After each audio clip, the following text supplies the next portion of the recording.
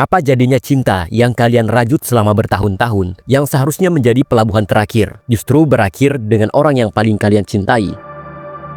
Namun bagaimana kekejaman yang terbayangkan dilakukan bukan oleh orang asing, melainkan oleh kekasih hati sendiri?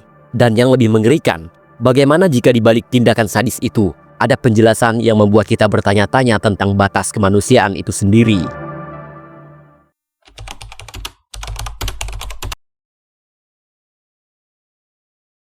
Sebuah kasus yang mengguncang jagat maya dan publik, bukan hanya karena kekejamannya, tetapi juga karena adanya perilaku menyimpang yang terungkap. Kasus mutilasi di Pacet, Mojokerto. Ini bukanlah sekedar pembunuhan biasa. Ada lapisan-lapisan psikologis yang begitu gelap yang membuat kita bertanya, mungkinkah ada sisi gelap manusia yang lebih mengerikan dari yang kita bayangkan? Hari ini, kita akan membahas sebuah kasus yang benar-benar membuat bulu kuduk kita berdiri. Sebuah tragedi melibatkan cinta, pengkhianatan, dan perbuatan yang melampaui batas nalar manusia.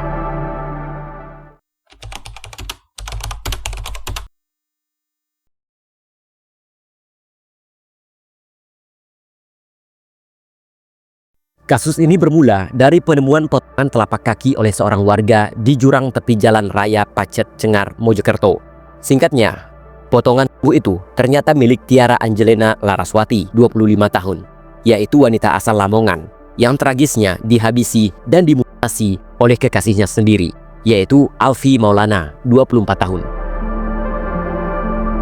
Hubungan cinta 5 tahun mereka berakhir dengan cara yang paling brutal. Pada Minggu dini hari, tanggal 31 Agustus 2025, di sebuah kos di Jalan Ludah Wetan, Surabaya, Alfi menikam leher Tiara dengan pisau dapur. Setelah memastikan kekasihnya tidak bernyawa, Alfi menyeret jasad Tiara ke kamar mandi kos. Di sanalah perbuatan keji yang sulit dicerna akal sehat itu dimulai. Alfi memutilasi jasad Tiara menjadi ratusan potong. Bayangkan saja, tim forensik bahkan berhasil mengumpulkan 554 potongan tubuh, termasuk 142 potongan korak dan 350 keping pecahan tulang panjang. Sebagian potongan tubuh itu kemudian dibuang di semak-semak dusun Pacet Selatan, Mojokerto. Gerak cepat polisi dan penangkapan pelaku. Penemuan telapak kaki korban pada Sabtu 6 September 2025 oleh Suliswanto. Ia sekaligus menjadi kunci awal terungkapnya kasus ini. Dengan sigap, polisi melakukan pencarian besar-besaran, bahkan sampai harus mengerahkan anjing pelacak. Tidak hanya butuh waktu lama, dalam 14 jam, Alfi berhasil ditangkap di kosnya pada Minggu dini hari, 7 September 2025. Ia bahkan harus dilumpuhkan dengan tembakan kedua betisnya, karena saat itu ia melawan saat hendak ditangkap. Sebuah respons cepat yang patut diacungi jempol untuk penangkapan pelaku di balik kekejaman ini. Kasus ini juga sekaligus menimbulkan pertanyaan, mengapa ini berbeda dari kasus mutilasi lainnya? Analisis psikologis pelaku. Namun, yang membuat kasus semakin menarik sekaligus mengerikan adalah analisis dari kepolisian. Kasat Reskrim Polres Mojokerto, AKP Fauzi Pratama, ia mengungkapkan adanya perilaku menyimpang pada diri Alfi. Menurut Fauzi, motif pembunuhan Alfi ini berbeda dari kebanyakan kasus mutilasi yang biasa didasari oleh emosi yang berlebihan atau kebencian yang mendalam. Fauzi juga menyatakan sangatlah berat bila ia harus menyampaikan ke publik.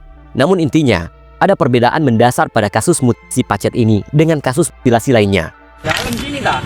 Kan dikubur kali Pak. Iya. Atas mana? Sini. Pulau. Wah itu Pak. Ayo bang. Astagfirullah. Ya Allah, gendeng. Iya. Iya, betul. Anu ya. Plastik tanggung. Fauzi, yang memiliki latar belakang studi kriminologi teoris dari University of Glasgow, Skotlandia, mengaitkan perilaku Alfi dengan dua konsep penting, yaitu dehumanisasi. Ini adalah kondisi di mana seseorang secara sadar atau tidak sadar menekan, bahkan menghindari rasa kemanusiaan, moral, dan nilai agama dalam dirinya sendiri. Pelaku melihat korban bukan lagi sebagai manusia, melainkan sebuah objek, yaitu anomi, normlessness, sebuah konsep dari sosiolog Emil Durkheim. Ini menggambarkan keadaan yang tanpa norma.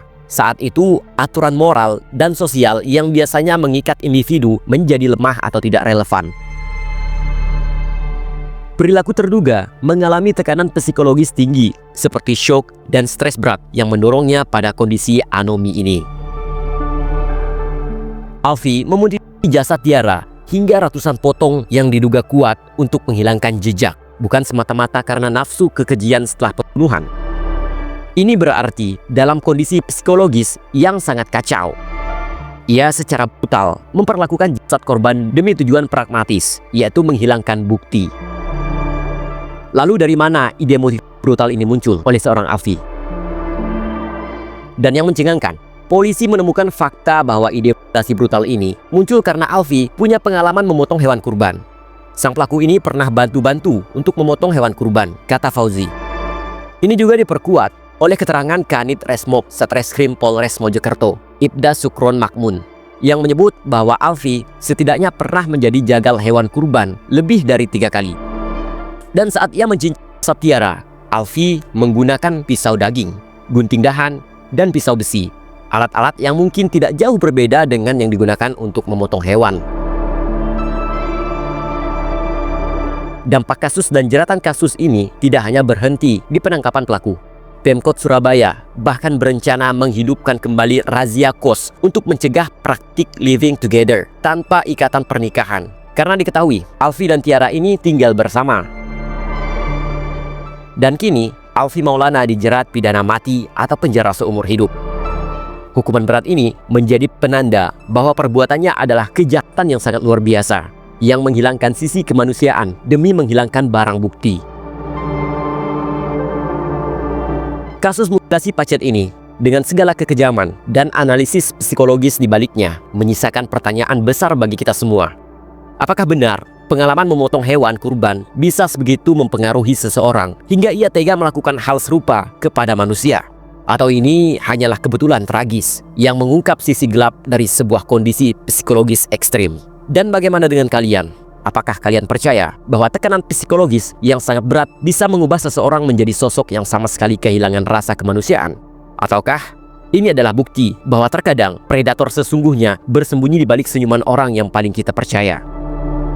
Sebuah kasus yang menunjukkan bahwa di balik janji cinta bisa tersimpan kegelapan yang tidak terbayangkan.